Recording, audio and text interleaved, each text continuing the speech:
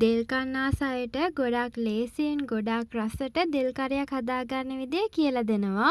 අපි බලමු කොහොමද හදන්නේ කියලා. ඕන කරන දේවල් ටික සේරම දාලා තියෙන්නේ. සබ්ස්ක්‍රයිබ් කරලාම වීඩියෝ එක බලන්න එකතු වෙන්න.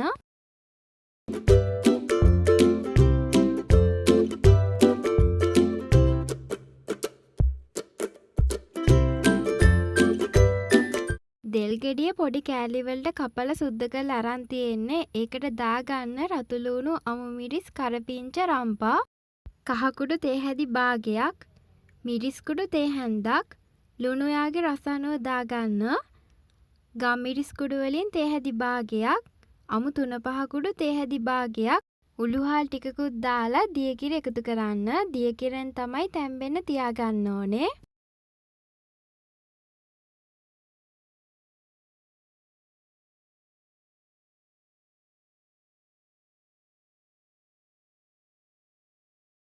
තැම්බෙනකන් ලිපේ තියාගන්න.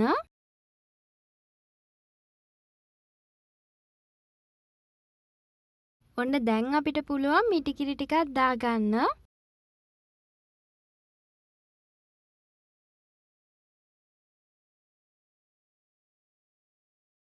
මිටිකිරි ටිකක් දාලා කලවම් කරගන්න. මිටිකිරි දැම්මට පස්සේ වහලා තියාගන්න ඕනේ නැහැ. දැන් අපිට කරන්න තියෙනවා වෙනම තෙම්පරාදුවක් දාගන්න.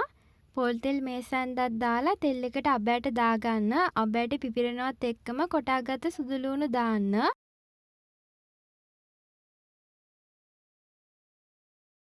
කෑලි මිරිස් තේ හැන්දකුත් දාගන්න.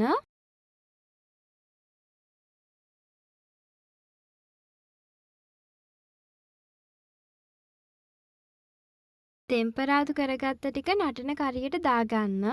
මේ දේවල් ටික තමයි අපිට කරන්න තියෙන්නේ.